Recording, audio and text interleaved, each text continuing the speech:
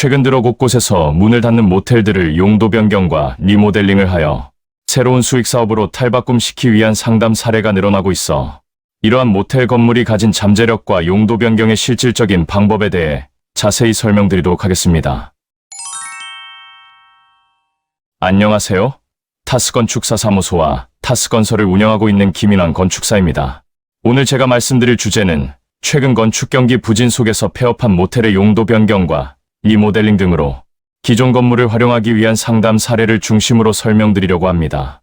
저는 본 채널에서 요즘과 같이 어려운 시기나 특히 앞으로는 신축보다 기존 건물을 활용한 수익형 건축 사업이 유망하다고 하였고, 이러한 기존 건물은 경매나 공매를 활용하여 확보하면 좋다는 말씀도 드렸는데, 얼마 전 부천의 폐업한 모텔 등의 용도 변경 상담 사례 등을 중심으로 다음과 같은 5가지 내용으로 설명드리려고 합니다. 아마도 끝까지 보시면 여러분들에게 좋은 기회가 되리라 확신하며, 아무쪼록 어려운 시기에 수익형 건축 사업이나 불법 건물, 특히 경매, 공매에 관심을 가지신 분, 그리고 이런 건축에 투자하시려는 분 등에게 도움이 되시기를 바랍니다. 그럼 먼저 말씀을 시작하기 전에 다음과 같은 사업의 공동투자에 대한 제안을 드리고자 합니다. 1. 폐업한 모텔 등 노후 건물을 활성화시키고자 하시려는 경우, 이 유망한 경매나 공매 물건에 대한 건축적 해결이 필요하신 경우 등에 대하여 당사와 공동투자 및 업무 추진을 제안드립니다.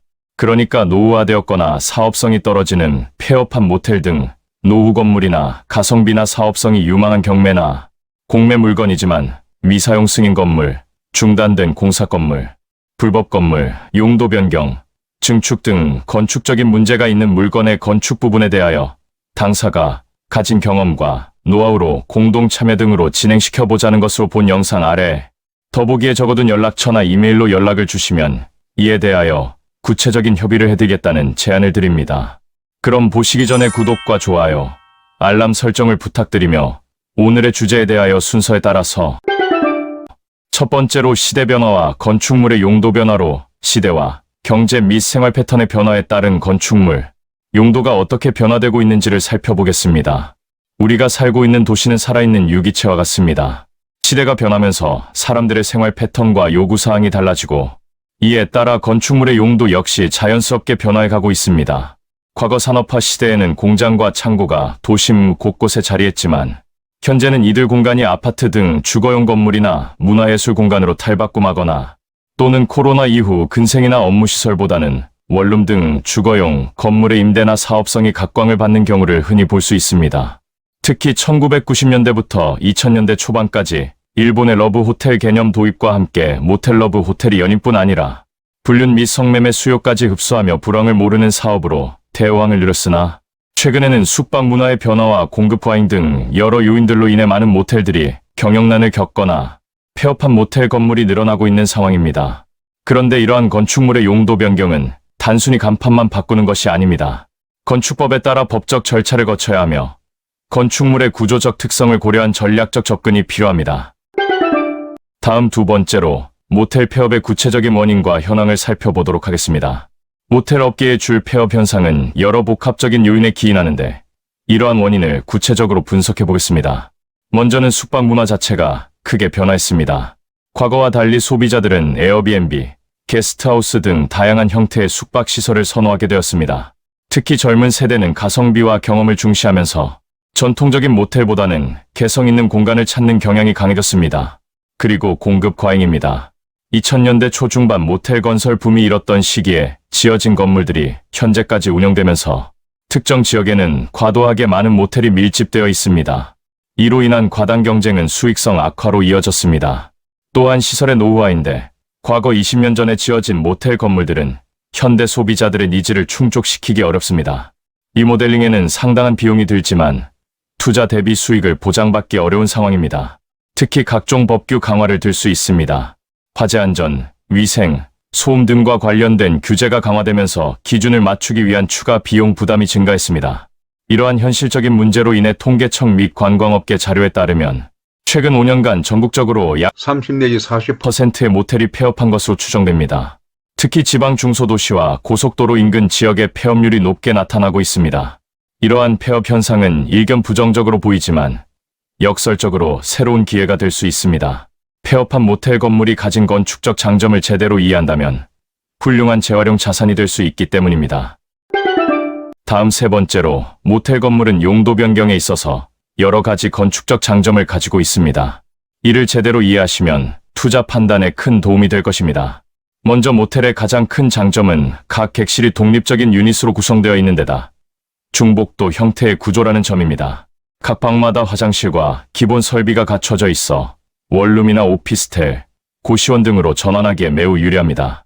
기존 구조를 크게 변경하지 않고도 용도 변경이 가능하므로 공사비를 크게 절감할 수 있습니다. 다음 장점은 주차 공간입니다. 모텔은 숙박업 특성상 법정 주차 대수를 확보하고 있습니다. 이는 주거시설이나 근린생활시설로 전환할 때 큰 강점이 됩니다. 특히 도심지에서 주차난이 심각한 상황에서 이미 확보된 주차장은 건물 가치를 높이는 요소가 됩니다. 물론 용도 변경을 하려는 건물에 따라 예를 들어 오피스텔이나 고시원 등으로 변경하는 경우는 달라질 수도 있습니다. 그리고 모텔의 입지 조건으로 우수한 접근성을 들 수가 있는데 대부분의 모텔은 도로변이나 한적한 곳에 위치합니다. 이러한 접근성은 어떤 용도로 전환하든 유리하게 작용합니다. 특히 상업시설이나 교육시설, 요양원 등으로 전환할 경우 최적의 조건이 됩니다. 뿐만 아니라 기존 설비 인프라입니다. 모텔은 객실마다 급배수 설비, 전기 배선, 냉난방 시스템이 이미 갖춰져 있습니다. 이를 활용하면 신축 대비 30 내지 40%의 설비 비용을 절감할 수 있습니다. 물론 리모델링 시 노후도는 체크해야만 합니다. 그리고 적절한 층고와 채광을 위한 창호 구조입니다. 모텔은 일반적으로 2.5m에서 3m의 층고를 확보하고 있으며 각 유닛마다 외부 창문이 있어 자연 채광과 환기가 우수합니다. 이는 주거 쾌적성을 결정하는 중요한 요소입니다. 마지막으로 용적률 및 건폐율 면에서 법적 한도까지 건축된 건물이므로 토지의 개발 가능성을 최대한 활용한 상태입니다. 신축을 할 경우 주차장 설치 기준 등 건축 관련 규정으로 현재의 규모를 짓지 못할 수도 있는 만큼 기존 건물을 활용하는 것이 경제적입니다.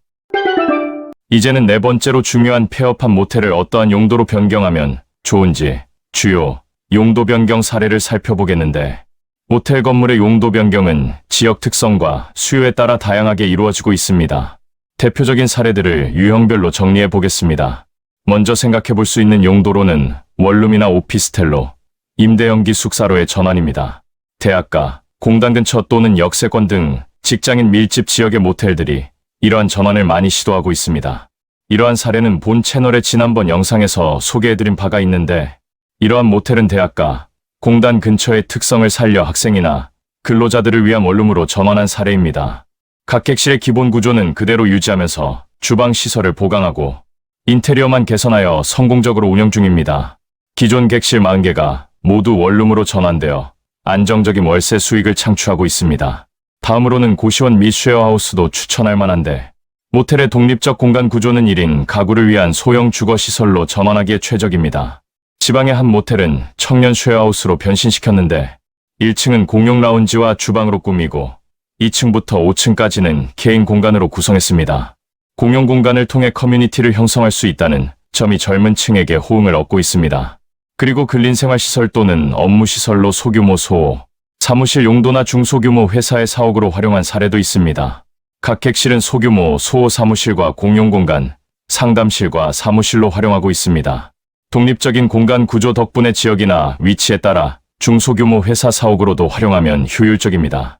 또한 기숙학원 등 교육시설로 활용하는 사례도 있습니다. 지역이나 위치에 따라 구조안전 검토를 거쳐 2~3개의 객실을 터서 강의실로 사용하고 나머지 객실은 기숙사로 활용하는 사례입니다. 다음으로는 고령화 사회를 반영한 요양시설이나 실버주택으로의 전환입니다. 경기도 화성의 한 모텔은 노인 요양시설로 변경되었는데 각 객실을 1인실로 활용하고 넓은 주차장은 야외 활동 공간으로 조성했습니다. 그런데 이런 경우 기존 엘리베이터와 복도, 폭 등은 요양시설의 건축 기준 등에 맞게 변경해야 하는 문제도 있습니다.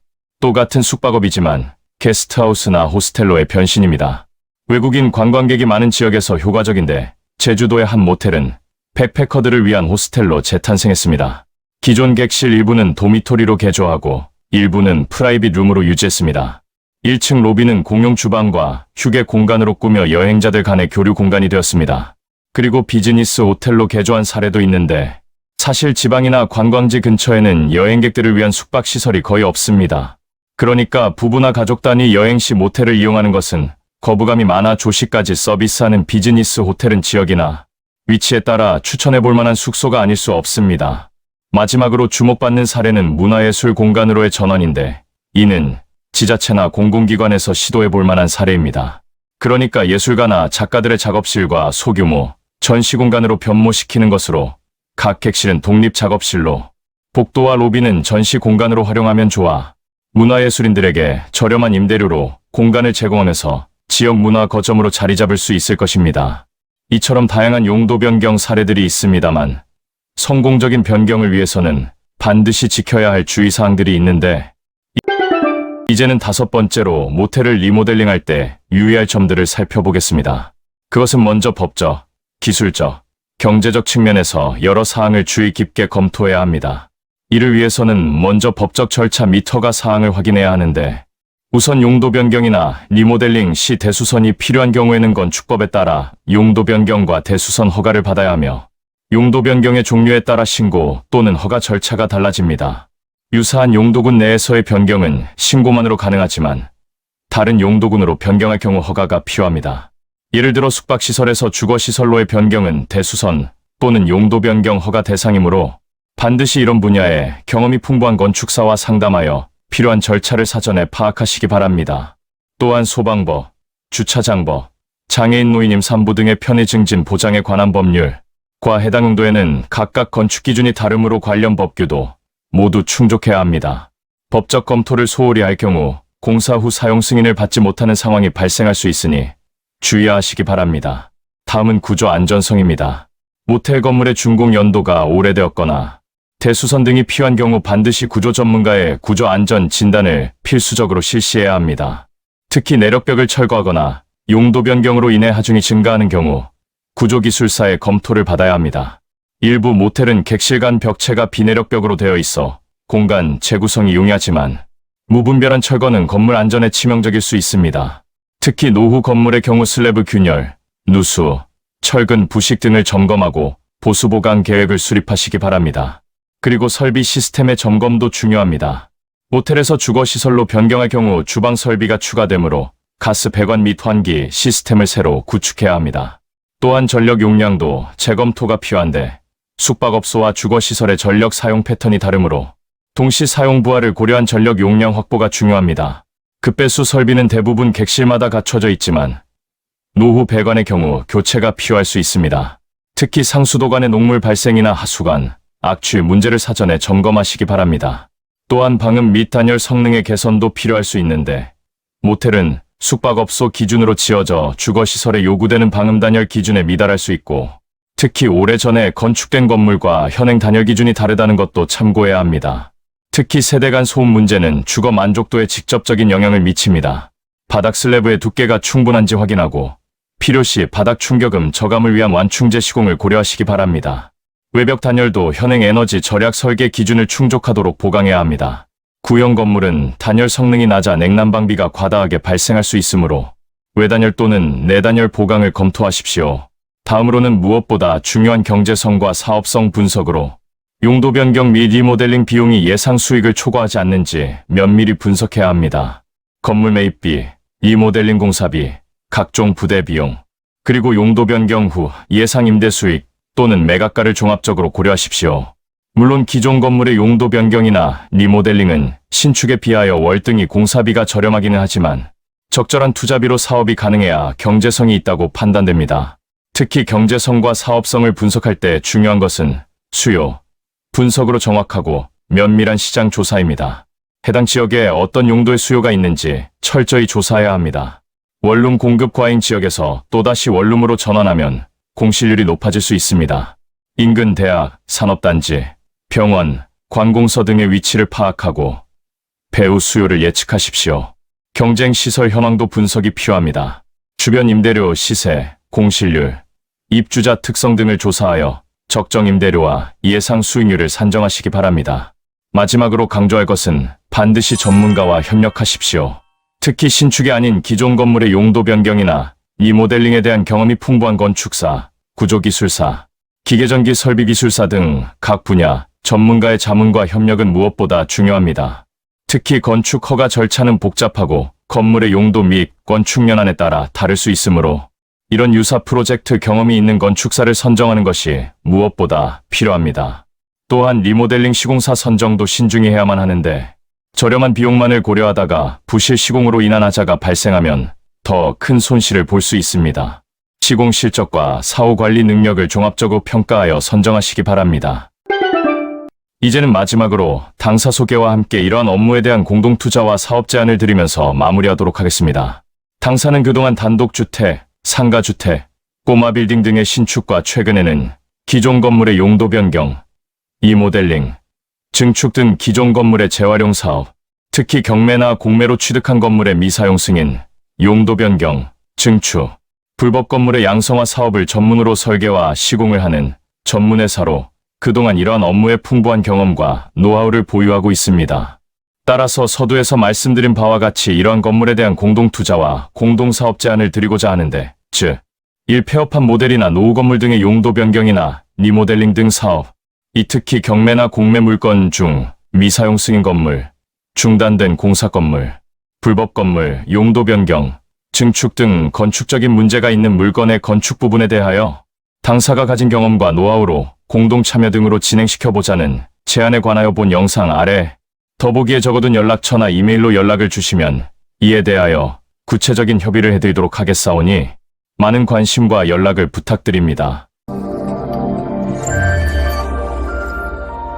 자, 이제까지 최근 부쩍 늘어나고 있는 폐업한 모텔의 용도 변경과 리모델링 등에 대하여 첫 번째로 시대 변화와 건축물의 용도 변화로 시대와 경제 및 생활 패턴의 변화에 따른 건축물 용도가 어떻게 변화되고 살펴보았고, 다음 두 번째로 모텔 폐업의 구체적인 원인과 현황을 살펴보았으며, 다음 세 번째로 모텔 건물은 용도 변경에 있어서 여러 가지 건축적 장점이 있다는 것에 대하여, 네 번째로 중요한 폐업한 모텔을 어떠한 용도로 변경하면 좋은지 주요 용도 변경 사례를 살펴보았고, 다섯 번째로 모텔을 리모델링할 때 유의할 점, 그리고 마지막으로 당사 소개와 함께 이러한 업무에 대한 공동투자와 사업 제안들까지 설명드렸는데, 사실 이 하나하나는 더 상세하게 설명드릴 내용이 많습니다.